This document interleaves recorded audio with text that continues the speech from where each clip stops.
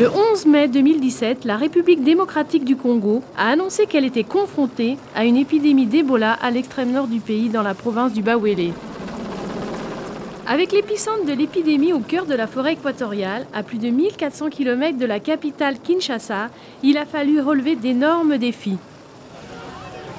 En quelques semaines pourtant, le dernier cas avait pu être identifié et, le 2 juillet, à l'issue de la période de suivi réglementaire, les autorités congolaises ont déclaré la fin de l'épidémie. La République démocratique du Congo a une longue histoire avec le virus Ebola. Il a été détecté pour la première fois en 1976. Cette dernière épidémie est la 8e que le ministère de la Santé a dû affronter. 4 personnes y ont perdu la vie et 4 autres sont tombées malades mais ont survécu. Grâce à l'expertise et la formation acquise lors des épidémies précédentes, le pays a pu mettre fin à cette menace en un temps record avec le soutien de l'OMS et d'autres partenaires. On donne des cours sur la prise en charge de l'Ebola à d'autres pays. Il faut vraiment qu'on démontre notre expertise et notre efficacité. Dès que l'alerte a été donnée début mai, alors que les personnes mouraient d'une maladie inconnue dont les symptômes ressemblaient à Ebola, les autorités sanitaires congolaises ont organisé le transport des prélèvements sanguins vers Kinshasa, la capitale. Des tests rapides pour rechercher le virus ont été effectués dans ces laboratoires bien équipés pour détecter les fièvres hémorragiques dont Ebola. Dès que le virus a été détecté, le gouvernement a immédiatement déclaré l'épidémie. Les mécanismes nationaux de coordination des urgences ont été déclenchés et les équipes d'intervention sont arrivées sur le terrain peu de temps après.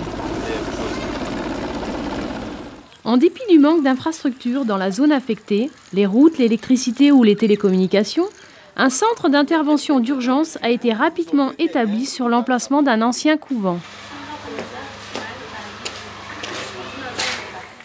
L'équipe d'intervention s'est réunie 2 fois par jour pour planifier le travail.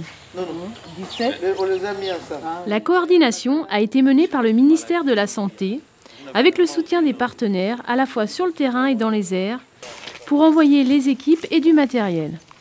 Des générateurs électriques, des médicaments, des équipements de protection individuelle et du carburant ont dû être transportés par avion pour lutter plus efficacement contre ce virus mortel. Les cas suspects d'Ebola étaient disséminés sur des centaines de kilomètres de forêt équatoriale inaccessibles pour les véhicules 4x4.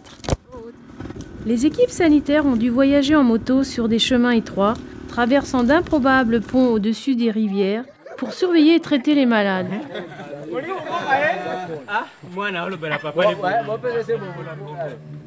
En collaboration avec les chefs de village, l'OMS a coordonné des équipes d'habitants volontaires pour reconstruire plus de 50 km de routes et de ponts afin d'atteindre Namboa, l'un des villages les plus touchés par l'épidémie.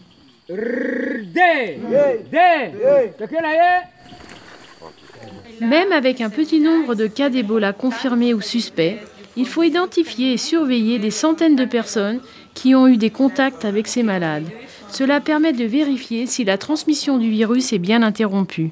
Suivre ces contacts nécessitait de gérer de très nombreuses informations. Par exemple, les résultats de prélèvements sanguins effectués sur des cas suspects étaient enregistrés sur des listes de suivi.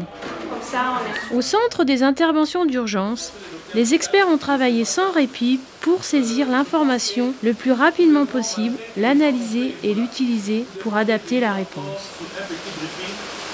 L'un des premiers vols vers les communautés touchées a permis d'apporter des laboratoires mobiles, de sorte que des prélèvements sanguins de cas suspects puissent être testés en quelques heures.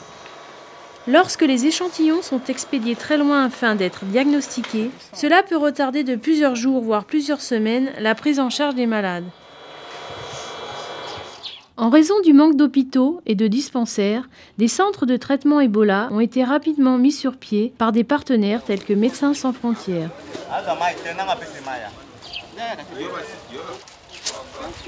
Cependant, certains malades vivant dans les villages forestiers ont dû être traités au sein de leur communauté. Cette équipe congolaise est venue rendre visite aux malades qui ne peuvent pas être transportés vers un centre de traitement d'Ebola, car les routes sont tout simplement impraticables. Sensibiliser à la prévention d'Ebola est une part importante de la lutte contre l'épidémie.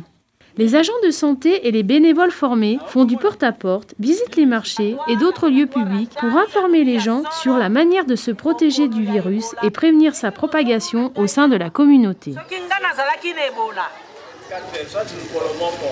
La prévention et le contrôle des infections sont également essentiels. Les agents de santé doivent suivre des protocoles stricts lorsqu'ils mettent et enlèvent leurs équipements de protection individuelle.